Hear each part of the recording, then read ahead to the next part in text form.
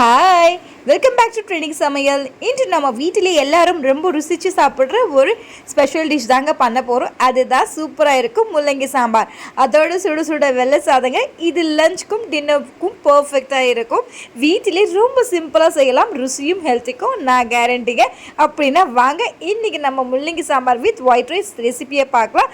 அது கூட சூடாகவே பார்த்திங்கன்னா சூப்பராக ஒரு பீட்ரூட் பொரியலாம் பார்த்துடலாம்.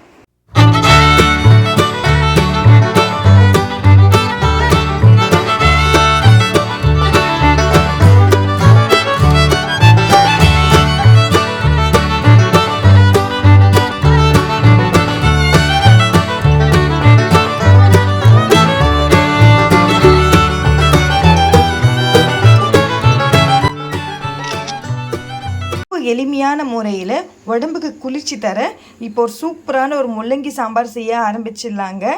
இப்போ பாருங்கள், இன்றைக்கி நம்ம ஒரு கிளாஸ் துவரம் பருப்பு நல்லா வாஷ் பண்ணி எடுத்துருக்கோம். ஸோ இதுக்கு மேலே பார்த்திங்கன்னா நல்லா முங்குற அளவுக்கு தண்ணியை ஊற்றிக்கோங்க. லைட்டாக மஞ்சத்தூள் ஆட் பண்ணிக்கோங்க. ஸோ கொஞ்சமாக பார்த்தீங்கன்னா எண்ணெயை விட்டுக்கோங்க. எண்ணெய் நம்ம எதுக்கு ஆட் பண்ணுறோம் அப்படின்னா பருப்பு நல்லா சாஃப்டாக இருக்குங்க. ஸோ நல்லா வேகும். ஸோ அதுக்காக தான் நம்ம எண்ணெயை விடுறோம். ஸோ இந்த நேரத்தில் பார்த்தீங்கன்னா மூடியை போட்டுருங்க. 3 விசில் விட்டுடலாங்க. 3 விசில் விட்டு அப்படியே நம்ம எடுத்துடலாம்.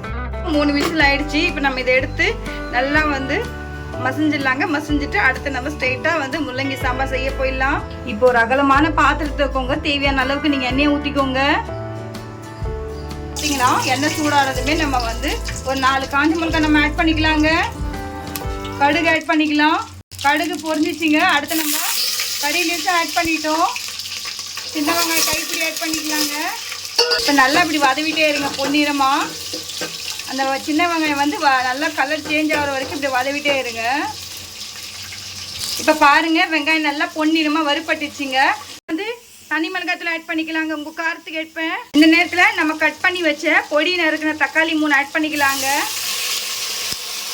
ஸோ எப்போவுமே சாம்பார் செய்யும் போது தக்காளி கொஞ்சம் அதிகமாகவும் புளி கொஞ்சம் கம்மியாக ஆட் பண்ணிங்கன்னா குழம்பு ருசி அவ்வளோ நல்லாயிருக்கும். வதக்கிறதுக்கு உப்பு போட்டுக்கலாங்க, கல் உப்பு.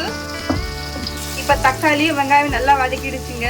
ஸோ இந்த நேரத்தில் நம்ம கட் பண்ணி வச்ச முள்ளங்கி நம்ம ஆட் பண்ணிக்கலாங்க.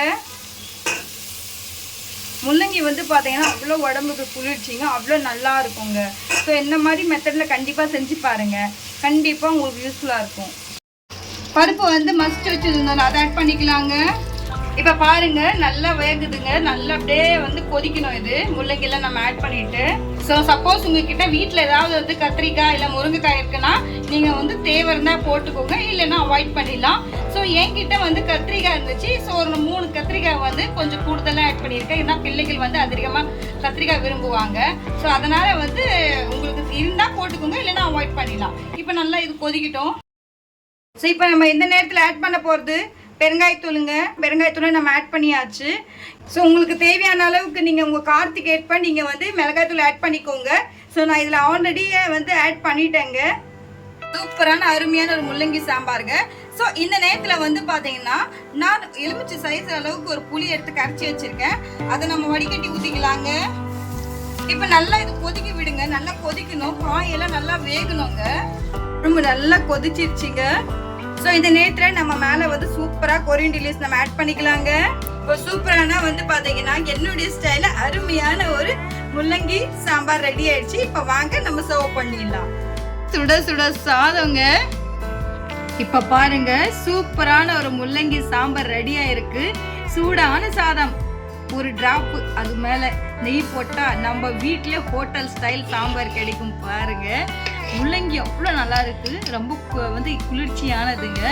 ஸோ இந்த மாதிரி கண்டிப்பாக ட்ரை பண்ணுங்க. அவ்வளோ அருமை, பார்க்க அவ்வளோ வாசனை தூக்குது, மனம் மணக்குதுங்க. பாருங்களா, இதுக்கு மேலே வேற என்னங்க வேணும்? இப்போ பாருங்க, அது கூடவே சூப்பரான பார்த்தீங்கன்னா ஒரு பீட்ரூட் பொரியலுங்க துருவி வச்சிருக்கேன். அதில் நம்ம தேங்காய், கடலைப்பருப்பு, காஞ்ச மிளகா எல்லாமே நம்ம போட்டிருக்கோம். சூப்பராக இருக்குது. இந்த பாருங்கள், இந்த டேஸ்ட்டு ஒரு வித்தியாசமான முறையில் நம்ம செஞ்சுருக்கோங்க. கண்டிப்பாக இந்த ரெசிபியை நீங்கள் பிடிச்சிருந்தா ஒரு லைக் பண்ணுங்கள், ஒரு ஷேர் பண்ணுங்கள், சப்ஸ்கிரைப் பண்ணுங்கள். மறக்காமல் என்னுடைய ட்ரெண்டிங் சமையலுக்கு பெல் ஐக்கனை கிளிக் பண்ண மறந்துடாதீங்க. அப்போ தான் நான் போடுற வீடியோஸ் உங்களுக்கு உடனே வருங்க.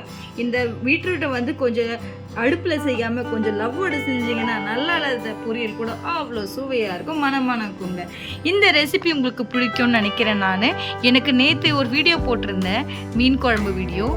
அதுக்கு நீங்கள் ஆதரவு கொடுத்ததுக்காக ரொம்ப ரொம்ப நன்றிங்க. இந்த வீடியோவுக்கு இதே மாதிரி நீங்கள் ஆதரவு கொடுப்பீங்கன்னு நான் நம்புகிறேன். இதே மாதிரி சூப்பரான ரெசிபியில் சந்திக்கும் வரை இப்போ உங்களுடைய அலமையில விடைபெறுவது. Take care, love you all, see you, bye tomorrow.